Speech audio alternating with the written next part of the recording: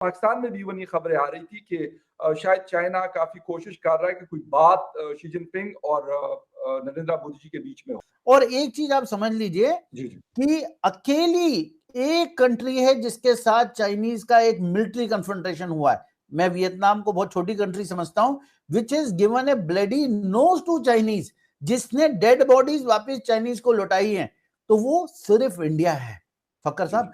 ना अमेरिकन है ना कोई और है। हमने आंखों में आंखें डाल के दी, इसलिए हमारी इज्जत जो है वेस्टर्न कंट्रीज में। और मैं हमेशा अप्रिशिएट करता हूँ ये उनके फॉरेन मिनिस्टर जयशंकर को कि वो उस तब से लेके जब से जंग छिड़ी है तब से लेके आज तक वो एक प्रोफेशनल फॉरेन मिनिस्टर के तौर पे इंतहाई, यानी एक बहुत डिफिकल्ट डिप्लोमेसी है कि आपने रशिया, चाइना, सुपर पावर्स की वॉर के पाकिस्तान आज नहीं तो कल इसी चक्कर में फंसा होगा।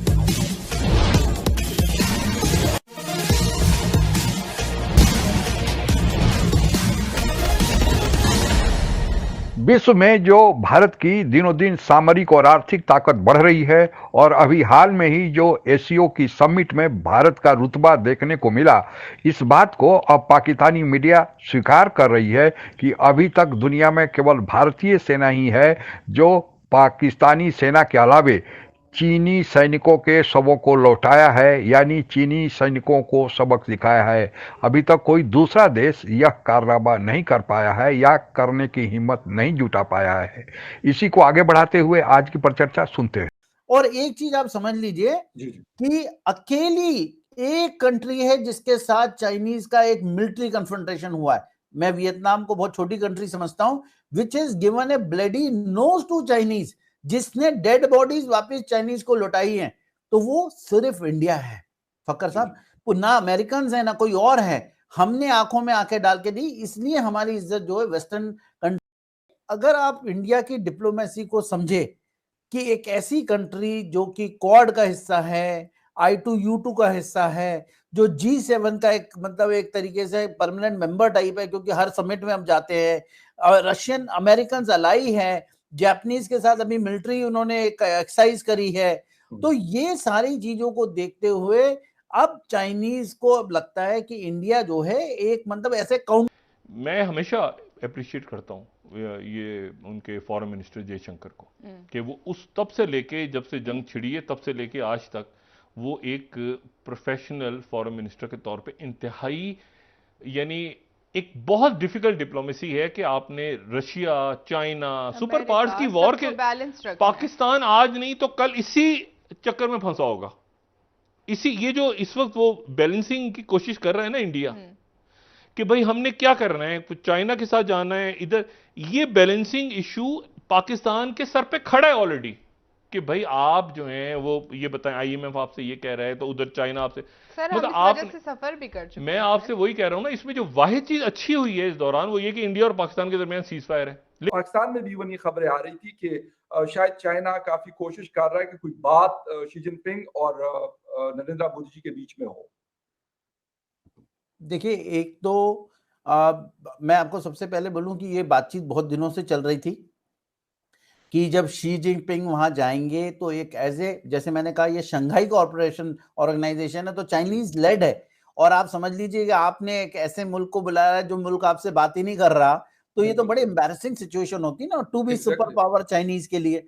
तो उसमें वो they wanted to avoid this kind of thing. At some stage it was that will mister Modi will attend or not, but Modi ji ko in fact he loves to attend this, where he can assert India's presence in that, moderate it and appear like a power.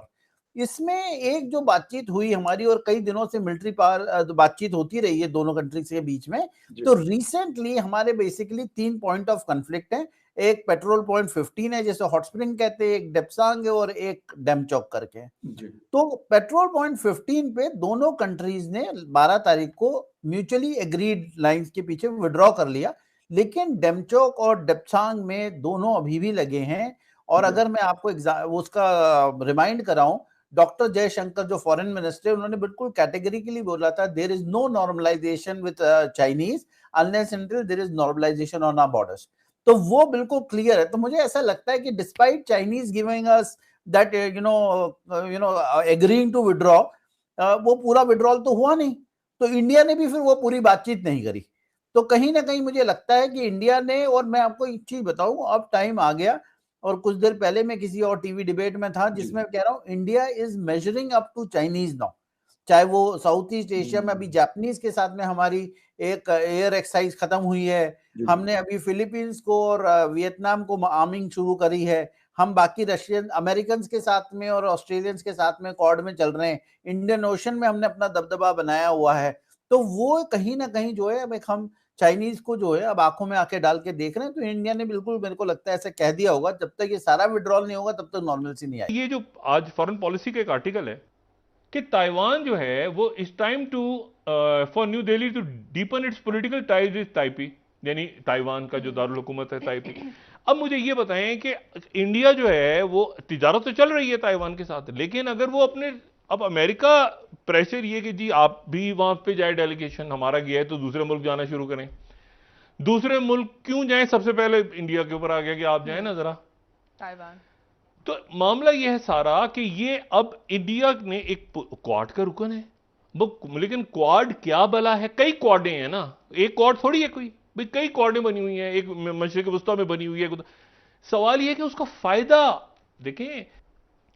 अब ये इस पूरे scenario में ये पूरी जो picture है इस पूरे खित्ते की, वहां पर आपको मजबूत फॉरेन पॉलिसी, मजबूत, अच्छा फॉरेन पॉलिसी से रिलेटेड है आपकी मईशत, और ये मजबूत फॉरेन पॉलिसी से मुराद ये है कि जो बैलेंसिंग एक्ट्स है ना, कि आपने कैसे बैलेंस कैसे करना है। इंडिया को एक बहुत मैच्योर पावर की तरह देखा जाता है, जहां पे कहीं मॉडरेशन की जरूरत है। जब वो अगर इंडिया नहीं होता तो एससीओ के अंदर एंटी वेस्ट, एंटी अमेरिकन जो है कोई ना कोई रेजोल्यूशन होता। तो ये जो फाइनल रेजोल्यूशंस होता है, जो डायरेक्शंस होती हैं, उसको मॉडरेशन जो है वो इंडिया की तरफ से आ रहा है, और इसीलिए कोई वेस्टर्न पावर इंडिया के इन पूरी एक्टिविटीज में ज्यादा इशू नहीं करते हैं। दूसरी बात, किसी ने पूछा भी था भी अमेरिकन डिप्लोमेट्स के साथ में कि वहां पे उनकी प्रेस ब्रीफिंग में व्हाइट हाउस की कि why are we allowing Indians to take part in military exercises with Russia, तो उन्होंने कहा India is an independent country. कितनी बार अमेरिकन को अब ये चीज कहते हुए सुनेंगे? दूसरी बात, इंडिया रशिया का ऑयल इंपोर्ट कर रहा है।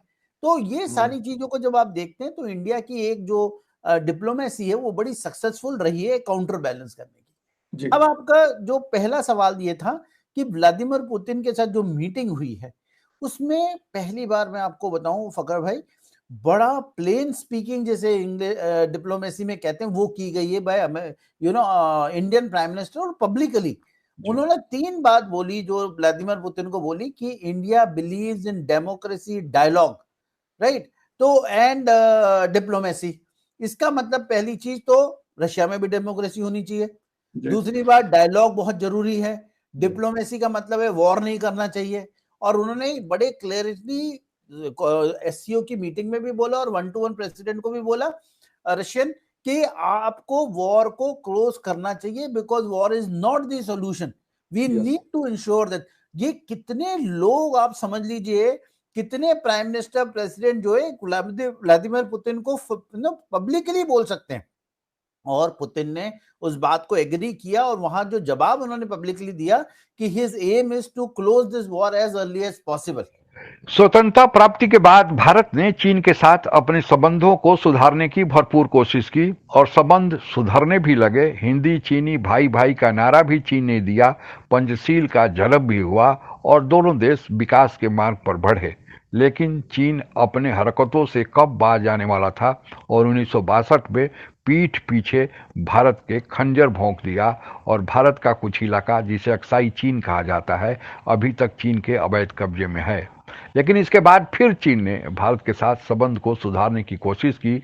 हम उस समय लड़ाई के मूड में नहीं थे और हमारा देश फिर चीन के साथ संबंध को सुधार कर आगे बढ़ने लगा और व्यापार बढ़ने लगे। लेकिन चीन ने फिर गालवान घाटी में एक बार पीठ पीछे वार किया, और वह तैयारी के साथ आया था, क्योंकि जब 1962 का युद्ध हुआ था उसके बाद भारत और चीन के बीच कई सामरिक समझौते हुए थे और उन समझौते में से एक समझौता यह था कि भारत और चीन के बीच जो 3550 किलोमीटर की LAC यानी लाइन ऑफ एक्चुअल कंट्रोल है, इस पर जो दोनों देश सैनिक रखेंगे उन सैनिकों के पास हथियार नहीं होगा। और इसके पीछे मकसद यह था कि अगर खुदा न खास्ता दोनों देशों के सैनिकों के बीच किसी पॉइंट पर अगर झड़प हुई तो चूंकि हथियार नहीं होगा तो यह जानलेवा नहीं होगा। इसके साथ एक और शर्त तय की गई कि दोनों देश LAC के दोनों तरफ 2-2 किलोमीटर तक बफर जोन रखेंगे, यानी 2 किलोमीटर चीनी साइड पर और 2 किलोमीटर भारतीय साइड पर कोई भी सामरिक गतिविधि नहीं होगी। केवल यह सैनिकों के पेट्रोल के लिए होगी। सैनिक यहाँ पेट्रोलिंग के लिए जाएंगे और फिर वापस अपनी सीमा में आ जाएंगे। यानी सभी तरह से सेफगार्ड लिए गए कि सीमा पर कोई झड़प न हो, आवश्यक खून या कोई सीमा विवाद न हो। लेकिन चीन ने फिर एक बार गलवान घाटी में 2 साल पहले यह काम कर दिया और भारत के पीठ पे फिर से खंजर झोंकने की कोशिश की। लेकिन अब की बार हमारे देश के सैनिक सतर्क थे और चीनी सैनिकों को जमपुरी का रास्ता दिखाया। हालांकि भारत के भी सैनिक और जवान मिलकर कुल 20 शहीद हुए थे, लेकिन चीन को जो सबक सिखाया गया और कहा जाता है कि करीब 53 सैनिक मारे गए थे। इसी बात को अब पाकिस्तानी मीडिया स्वीकार कर रहा है कि अभी तक दुनिया में केवल भारत ही एक ऐसा देश है जो चीनी सैनिकों को जमपुरी का रास्ता दिखाया है। चीनी सैनिक आए तो थे भारत से लड़ने के लिए, लेकिन भारत ने उन्हें उनकी डेड बॉडी सौंपी। और यह सब तब हो रहा है जब अभी हाल में ही ACO शंघाई कोऑपरेशन ऑर्गेनाइजेशन की बैठक हुई और जिसमें भारत का बोलबाला, भारत की रुतबा को देखने के लिए बाद यह चीनी मीडिया ही नहीं, पाकिस्तानी मीडिया और विश्व की मीडिया कह रही है कि अब भारत से पंगा लेना चीन के बस की बात नहीं। और यह सही भी है कि भारत आज न केवल आर्थिक दृष्टि से बल्कि सामरिक दृष्टि से भी अपने को सक्षम मान कर लिया है और विश्व के देश भी भारत को समर्थन दे रहे हैं। आज के लिए बस इतना ही। जय हिंद। आप अगर हमसे जुड़ा रहना चाहते हैं तो कृपया मेरे चैनल को सब्सक्राइब करें तथा बेल आइकन भी दबा दें ताकि नई वीडियो की जानकारी तुरंत आप तक पहुंच जाए। धन्यवाद। जय हिंद।